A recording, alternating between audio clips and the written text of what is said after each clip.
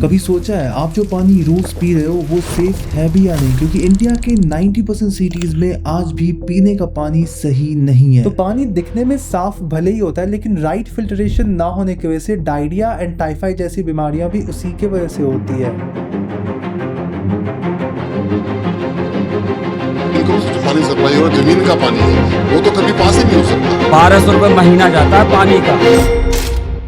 And इसी वजह से I did some research and checked out some water purifiers from the likes of different brands and narrowed it down to two choices: Urban Company Native M1 and Atomberg Intelon। But in दोनों को compare करने से पहले मेरे को एक चीज clear करनी है। ऑनेस्टली यही वो जगह है जहाँ पे लोग बार बार गलती करते हैं कि अगले 6-7 सालों में प्योरीफायर का टोटल एक्चुअल एक्सपेंस कितना होगा, क्योंकि मशीन का प्राइस सिर्फ एंट्री फी है, असली एक्सपेंस तो फिल्टर, सर्विसिंग और AMC मिलकर बनाते हैं। एंड लोग यही नहीं समझते हैं। इसी वजह से इंडिया में ज्यादातर घरों में आज भी RO ब्लाइंडली चलाया जाता है, फिर चाहे वो पानी म्युनिसिपल का ही क्यों ना हो। और यही रीजन है जिससे ब्रांड्स वारंटी खत्म होते ही आपसे एक फिक्स्ड AMC चार्ज करते हैं, फिर चाहे आपके फिल्टर्स को रिप्लेसमेंट की जरूरत हो या बिल्कुल भी ना हो। एंड WHO कहता है कि अगर आपके पानी का TDS 300 के नीचे है तो सिर्फ UF और UV फिल्ट्रेशन काफी होता है। RO तभी यूज करना चाहिए जब पानी का TDS 300 के ऊपर हो या फिर पानी में हार्डनेस या हेवी मेटल्स प्रेजेंट हो। अब AMC को लोग जनरली इग्नोर कर देते हैं, बट यही सबसे बड़ा कॉस्ट फैक्टर है। इसी पॉइंट को समझना बहुत इंपॉर्टेंट है बिफोर चूजिंग एनी प्यूरीफायर। तो देखो, ट्रेडिशनल प्यूरीफायर्स में एक फिक्स्ड AMC सिस्टम होता है, चाहे पानी का TDS बदला हो या नहीं, चाहे फिल्टर अभी भी सही से चल रहा हो या नहीं, आपको हर साल या 2 साल पे सर्विसिंग चार्जेस देने ही पड़ते हैं। तो इसमें ट्रांसपेरेंसी कम होती है और कॉस्ट भी टाइम के साथ साइलेंटली बढ़ जाती है। अब AMC को लेके मैं इन दोनों प्यूरीफायर्स के बीच के डिफरेंस को सबसे पहले आपको क्लियर कर देता हूँ, फिर आगे दूसरी चीजों के ऊपर बात करेंगे। तो अर्बन कंपनी नेटिव सीरीज में AMC फिक्स्ड है, हर 2 साल में अप्रॉक्स 5000 का सर्विस पैकेज लगता है। इस बेसिस पे 6 साल में रफली 15000 का मेंटेनेंस कॉस्ट आता है। और वहीं एटमबर्ग इंटेलॉन का मॉडल थोड़ा डिफरेंट है, यहाँ कोई फिक्स्ड AMC नहीं है, आपको सिर्फ तब पे करना होता है जब किसी पार्ट को रियल नीड हो, मतलब अननेसेसरी ईयरली 2 ईयरली चार्जेस नहीं है। क्योंकि इंटेलॉन का intelligent system unnecessary RO uses को अवॉइड करता है, मतलब जब TDS लो होता है उस वक्त ये डिफॉल्ट RO यूज नहीं करता, स्मार्टली UF एंड UV पे स्विच कर जाता है, जिससे मेम्ब्रेन की लाइफ एक्सटेंड होती है, फिल्टर स्लो डिग्रेड होता है और सर्विसिंग की फ्रीक्वेंसी नेचुरली कम हो जाती है। इसी वजह से एटमबर्ग का लॉन्ग टर्म कॉस्ट थोड़ा फ्लेक्सिबल होता है। और अब यहाँ आता है सबसे बड़ा डिफरेंस। तो देखो, पानी की क्वालिटी स्टैटिक नहीं होती है, कभी बोरवेल, कभी टैंकर, कभी municipal, you got the idea right. तो फिर एक फिक्स्ड फिल्टर रिप्लेसमेंट क्यों देना? अगर TDS अच्छा है तो सर्विस कॉस्ट भी कम होना चाहिए ना। अर्बन कंपनी का प्यूरीफायर एक फिक्स ट्रीटमेंट फ्लो फॉलो करता है, बट वहीं दूसरी तरफ है एटमबर्ग इंटेलॉन जो आपके पानी की क्वालिटी के हिसाब से स्मार्टली अडेप्ट करता है। एंड सबसे मजे की बात यह है कि यहाँ ब्रांड ने नो AMC ऑफर किया, मतलब आपको कोई फिक्स्ड एनुअल कॉस्ट नहीं देना होता, आपके पानी का सोर्स डिसाइड करता है आपका लॉन्ग टर्म मेंटेनेंस का खर्चा कितना आएगा, क्योंकि ये हर पानी पे डिफॉल्ट RO यूज नहीं करता। अगर म्युनिसिपल वाटर है तो सिर्फ UF और UV का यूज होता है, RO सिर्फ तब एक्टिवेट होता है जब एक्चुअल में जरूरत हो। इसी वजह से अगर म्युनिसिपल वाटर है तो पूरे 8 साल में मेंटेनेंस कॉस्ट लगभग 9000 तक ही रहती है। और वर्स्ट के सिनेरियो में भी अगर देखो ना, तो जब पानी बहुत खराब हो और रेयर केस में सारे फिल्टर्स रिप्लेस करने पड़े, तब भी मैक्सिमम कॉस्ट अराउंड 12000 तक ही जाती है, सर्विस चार्ज इंक्लूडेड। साथ ही जो भी पार्ट्स रिप्लेस होते हैं ना, उन पे फिर से 2 साल की वारंटी मिलती है। इसका मतलब यह है कि आपकी एनुअल ओनरशिप कॉस्ट 2000 के अंदर ही रहती है, जबकि बाकी प्यूरीफायर्स में लोग हर साल 2500 से 5000 तक पे करते हैं। तो ओवरऑल पिक्चर ये है कि Urban Company Native M1 predictable cost देता है, फिक्स्ड प्राइस, फिक्स्ड AMC। वहीं एटमबर्ग इंटेलॉन फ्लेक्सिबल कॉस्ट देता है, no AMC, adaptive filtration, extended filter life. तो ये रही AMC की बातें जो आपके लिए जानना बहुत जरूरी था, क्योंकि डिजाइन एक बहुत ही सब्जेक्टिव चीज है, बट AMC नहीं है, उसे आप अंडरएस्टिमेट नहीं कर सकते। इसलिए सबसे पहले ये डिस्कस करना मेरे लिए बहुत ज्यादा इंपॉर्टेंट था। अब चलो इसके अलावा जो चीजें लाइक इन दोनों का actual performance, filtration quality, TDS handling, features and long term value, वो भी कंपेयर कर लेते हैं, ताकि आपके घर के पानी के हिसाब से कौन सा प्यूरीफायर बेटर है वो आप क्लियरली समझ पाओ। स्टार्टिंग विद द डिजाइन, तो दोनों ही water purifiers looks very classy and spot on, मतलब RO के हिसाब से इसकी लुक एंड फील डेफिनेटली काफी सॉलिड है। बट एटमबर्ग इंटेलॉन थोड़ा वाइड है एंड इवन थोड़ा बड़ा भी है कंपेयर टू नेटिव M1। वहीं एटमबर्ग इंटेलॉन में आपको सामने एक इंटुइटिव सा डिस्प्ले देखने को मिल जाता है which shows TDS of water, tank full होने पे नोटिफिकेशन शो करता है, not only that even service alert भी ये आपको दे देगा, which is very helpful. But ये चीजें आपको नेटिव M1 के साथ देखने को नहीं मिलती है। यहाँ कोई भी डिस्प्ले नहीं है, it's very plain and simple. And दोनों में ही कोई टच का ऑप्शन नहीं है, just a physical tap to dispense water. तो अगर इलेक्ट्रिसिटी नहीं है फिर भी ये आराम से काम करेगा। लेकिन अगर आपको टच डिस्पेंसिंग चाहिए तो नेटिव M2 आप चूज कर सकते हो। बट मुझे उसका ड्रॉबैक यही लगता है कि पावर कट होने पे आप वाटर डिस्पेंस नहीं कर पाओगे, वो चीजें आपको सिर्फ फिजिकल टैप में ही मिलती है। इसलिए मुझे फिजिकल टैप ज्यादा प्रैक्टिकल लगते हैं, अनलाइक टच सिस्टम जो पावर कट होने पे काम ही नहीं करते। बाकी दोनों ही प्यूरिफायर्स में आपको 8 लीटर का वाटर स्टोरेज टैंक मिलता है which is a food grade plastic, तो आपको एज सच कोई भी इशू नहीं आएगी। बाकी जहां तक बात रही वाटर क्वालिटी की, because at the end of the day वही सबसे ज्यादा मैटर करती है, तो दोनों ही प्यूरिफायर्स आपको लेजिटिमेट वाटर फिल्ट्रेशन प्रोवाइड करते हैं। लेकिन आपका सवाल हो सकता है कि बेस्ट कौन सा है, किसका प्यूरिफिकेशन सबसे अच्छा है, तो उसे जानने से पहले यू हैव टू अंडरस्टैंड कि TDS क्या है एंड PPM क्या है, बिकॉज ये जानना आपके लिए बहुत ज्यादा जरूरी है to understand the context of this video. तो TDS का मतलब है टोटल डिसॉल्व्ड सॉलिड्स, मतलब ये कि पानी में कितने सेडिमेंट्स, वायरस और हेवी मेटल्स हैं, और TDS को मेजर किया जाता है PPM से, जिसका मतलब है पार्ट्स पर million. And World Health Organization recommend करता है 300 ppm तक अगर TDS होगा तो वो पानी पीने लायक में कंसीडर किया जा सकता है। एंड TDS मेजर करने के लिए आप TDS मीटर का यूज कर सकते हो, जो आपको 150-200 रुपए का मिल जाएगा। तो आई अज्यूम कि अब आपको आपके एरिया का TDS लेवल पता चल चुका होगा। Now let's get back to the purification part, but before that let me tell you UC Native एक डिफॉल्ट RO सिस्टम है जो हर पानी को एक जैसा प्यूरिफाई करता है। मतलब हाई TDS के लिए तो चलो ठीक है, बट म्युनिसिपल वाटर या लो TDS वाटर पे ये काफी नुकसान कर सकता है, क्योंकि RO की वजह से मिनरल्स पानी से निकल जाते हैं। वैसे UC Native में आपको प्रॉपर 3 लीफ RO फिल्टर मिलता है जो 2000 ppm तक वाटर को क्लीन कर सकता है। बट एटमबर्ग इंटेलॉन का एडेप्टिव फ्लो मोड इनपुट पानी को रियल टाइम एनालाइज करके एग्जैक्ट प्यूरिफिकेशन मोड सेलेक्ट करता है, RO+UV और UA+UV, जो भी उस मोमेंट की जरूरत हो। अब देखो इससे दो बेनिफिट्स मिलते हैं, filter and membrane life extend होती है, आप अननेसेसरी RO यूज नहीं करते और टेस्ट एंड मिनरल्स प्रिजर्व रहते हैं। अब सबसे कॉमन सवाल, अगर कम TDS में भी हेवी मेटल्स हो तो क्या? तो इसका सिंपल आंसर है कि आप इंटेलॉन में किसी भी मोड में लॉक नहीं हो, आप ऐप के थ्रू RO+UV को मैनुअली कंटिन्यूस भी चला सकते हो, तो मतलब फुल कंट्रोल आपके हाथ में ही रहता है। And not to mention even heavy metals के केस में भी कोई कॉम्प्रोमाइज नहीं होता। अगर किसी रीजन में ग्राउंड वाटर में हेवी मेटल्स का रिस्क होता है तो एटमबर्ग इंटेलॉन ऑटोमेटिकली RO+UV इन्फोर्स करता है, एंड इसके लिए ये publicly available government ground water data का यूज करता है। एंड इसका RO मेम्ब्रेन भी UC से ज्यादा एडवांस्ड है, क्योंकि ये 4 लीफ RO मेम्ब्रेन है और इसका सरफेस एरिया भी किसी रेगुलर RO मेम्ब्रेन से 10 to 15% ज्यादा है, जिससे फिल्ट्रेशन की एफिशिएंसी बढ़ जाती है और फिल्टर की लाइफ भी लंबी रहती है। बाकी pH लेवल यार दोनों ही बहुत अच्छा बैलेंस करते हैं, टेस्ट भी अच्छा निकल के आता है। इनफैक्ट RO वाला टेस्ट आपको दोनों ही प्यूरिफायर्स में देखने को नहीं मिलता है, मतलब जो RO के पानी में एक आफ्टर टेस्ट आता है ना, वो आपको यहाँ पे नहीं मिलेगा, which is good. Even if अगर आप इनके RO फिल्ट्रेशन का भी यूज करते हो ना, फिर भी वो टेस्ट यहाँ पे निकल के नहीं आती है। नाउ व्हाट अबाउट फिल्टर स्लाइप, क्योंकि ये एक ऐसी चीज है जो बहुत ज्यादा मैटर करती है। So let me tell you, दोनों ही प्यूरिफायर्स में मेम्ब्रेन प्रोटेक्शन मिलता है in the form of anti scalant. Simple word में अगर समझाओ तो एंटी स्केलेंट वाटर के हार्ड मिनरल्स को RO मेम्ब्रेन पे चिपकने नहीं देता है, मतलब उसमें स्केलिंग नहीं होती, मेम्ब्रेन क्लीन रहती है और उसकी लाइफ नेचुरली ज्यादा बढ़ जाती है। मतलब जो मेम्ब्रेन 1 से 1.5 साल चलती है वो अब 2 से 3 साल तक चलेगी, depending upon your water TDS and hardness. And even इसमें आपको ऑटो रिंसिंग फीचर भी मिलता है to clean the filters before and after the use. But once again, Atomberg goes one step ahead with 4 leaf RO membrane for longer life and vacuum mode. तो मतलब अगर आप कभी वेकेशन पे चले जाओ तो आप अपने Atomberg प्यूरिफायर को ऐप के थ्रू वैक्यूम मोड पे डाल दो, जिससे ये ऑटोमेटिकली आपके फिल्टर्स को हर 2 दिन पे क्लीन करता रहेगा, जिससे आपके फिल्टर्स पे कंटामिनेंट बिल्डअप नहीं होंगे एंड इसकी लाइफ भी ऑटोमेटिकली बढ़ जाएगी। एंड आई फील लाइक ये फीचर मस्ट हैव है फॉर एनी प्यूरिफायर, बट ये फीचर अभी करंटली आपको सिर्फ Atomberg में मिल रहा है, not in UC Native M1। अब देखो ये सेल्फ क्लीनिंग फीचर की वजह से फिल्टर की एफिशिएंसी काफी बढ़ जाती है और उसकी लाइफ भी काफी बढ़ जाती है, जिसकी वजह से ये purifiers over the course of time 12,000 litre तक वाटर प्यूरिफाई कर सकता है compare to all other purifiers available in the market today. And इस नंबर की टेस्टिंग बहुत ही एक्सट्रीम कंडीशन में की गई है और 1500 ppm व्हिच इज ग्रेट। वैसे Atomberg का वाटर रिकवरी रेट भी बेटर है, मतलब कम वेस्टेज होती है compare to traditional water purifiers. Like normal RO purifiers में 1 लीटर पानी के लिए 2 से 3 लीटर पानी का वेस्टेज होता है, वहीं इंटेलॉन के RO+UV मोड में रफली 1:1 की रिकवरी होती है और एडेप्टिव मोड में RO चलता ही नहीं है, उस केस में वाटर वेस्टेज 0 होता है। वैसे जहां तक ऐप यूजेस की बात है तो Atomberg होम ऐप में आपको एक कंप्लीट कंट्रोल मिल जाता है over filter health and purification mode. And इस ऐप में आपको 4 डिफरेंट मोड्स मिल जाते हैं, adaptive flow mode, RO+UV mode, vacuum mode which I have already discussed in detail. लेकिन इसके अलावा एक बहुत ही अमेजिंग मोड है कॉल्ड टेस्ट ट्यून मोड, जिसके हेल्प से आप अपने रिक्वायरमेंट्स के हिसाब से पानी का टेस्ट सेट कर सकते हो। लेकिन अभी भी काफी लोगों का ये डाउट है कि क्या ये मैनुअल TDS एडजस्टर के जैसा ही है जिसमें अनफिल्टर्ड वाटर मिक्स होता है। तो लेट मी टेल यू, ये वैसा बिल्कुल भी नहीं है। Atomberg इंटेलॉन में पानी का हर एक ड्रॉप 100% प्यूरिफाइड होता है और मल्टीपल स्टेजेस से फिल्टर होकर ही आप तक पहुंचता है। Coming back to app experience, तो इसकी ऐप एक्सपीरियंस भी नेक्स्ट लेवल है। लाइक डिफरेंट मोड्स के अलावा यहाँ पे you get plenty of options to choose from. Like आप यहाँ पे वाटर के इनपुट एंड आउटपुट TDS को चेक कर सकते हो, आपने कितना लीटर पानी सेव किया आप वो तक जान सकते हो। इवन सर्विस रिक्वेस्ट भी अगर रेज करनी है ना तो वो भी यही ऐप से ही हो जाएगा, तो ये सब बहुत ही हैंडी हो जाता है। बट UC Native M1 में आपको ऐप फीचर देखने को नहीं मिलता है, वो आपको इसके अपग्रेडेड वर्जन Native M2 में मिलेगा। वारंटी आपको दोनों में ही 2 साल की मिलती है, all filter parts, no question asked. And installation वगैरह भी ब्रांड खुद आके करेगी, वो भी फ्री में, नो मैटर वो एटमबर्ग है या अर्बन कंपनी। वैसे दोनों ही ब्रांड्स आपको 1500 का एक कॉम्प्लीमेंट्री प्री फिल्टर भी देते हैं। बाकी प्राइसिंग की जहां तक बात है तो एटमबर्ग का इंटेलॉन वाटर प्यूरिफायर आपको 17999 का मिलेगा एंड अर्बन कंपनी का नेटिव M1 मिलेगा फॉर 14999। अब प्राइसिंग का डिफरेंस इसीलिए भी है क्योंकि फीचर्स में भी जमीन आसमान का गैप है, साथ ही AMC कॉस्ट भी एटमबर्ग में काफी कम पड़ती है। सो अगर आपको ज्यादा फीचर्स चाहिए एंड लॉन्ग टर्म में जीरो हेडेक वाला एक्सपीरियंस चाहिए then I'd say go for the Atomberg Intelon। Alright, so that was my comparison between Atomberg Intelon and UC Native M1। I hope आपको ये वीडियो पसंद आई होगी।